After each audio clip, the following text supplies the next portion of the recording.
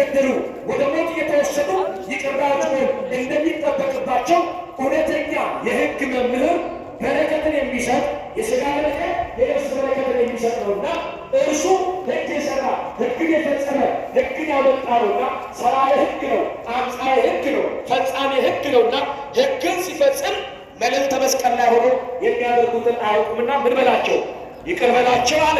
ይሄን የተረዳ የኢትዮጵያው ታላቁ ሊቅ ቅዱስ ያሬድ በጾመ ድጓ መጽሐፉ ላይ ምን አለ? የመጽሐፉ የርዕሱ መክፈያ አድርጎ የተጠቀመበት አንድ አስገራሚ ቃል አለ። ምንድነው እሱ?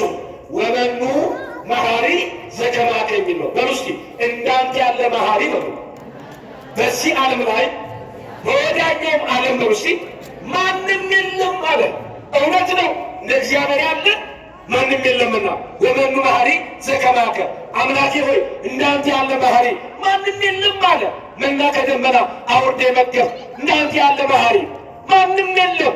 ለእስራኤል ሥጋ እኖ በምድረ በዳ 7 ደመናትን ዘርግተ የመራሃቸው እንዳንተ ያለ መሐሪ ማንም የለም። ፈታሒ በጽድቅ ኮናኔ በርትዕ የሆነ እንዳንተ ያለ ቸር ይቅር ባይ በዚህ ዓለም ላይ ማንም የለም አለ። ኧረ ስሙ ለዘላለም የተመሰገነ ይሁን።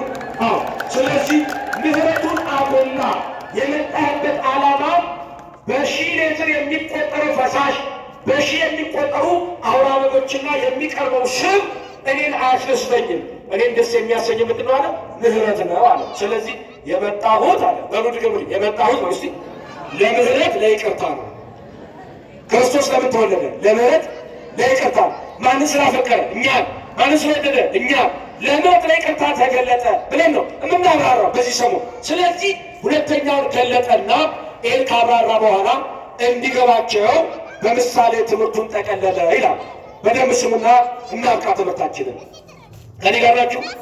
ትምህርት በምሳሌ ሲዋዛ ለተቀባዩ ቀለል ብሎ ልብ ላይ ይሳላል። በተለይ ክርስቶስ በአስተምህሮቶቹ መካከል ለእናቶች በሚገባቸው እርሾ፣ ለገበሬው በሚገባው በአዝሬት፣ ለነጋዴዎች በሚገባቸው በዕንቁ እያስመሰለ ያስተምር ነበረ። ምክንያቱም ትምህርት ረቂቁን አግዝፎ የማሳየት አቅም አለው። ምሳሌ በጣም የትምህርት አንዱ ማጣፈጫ ቅመም ስለሆነ ነው። ከኔ ጋር ናችሁ?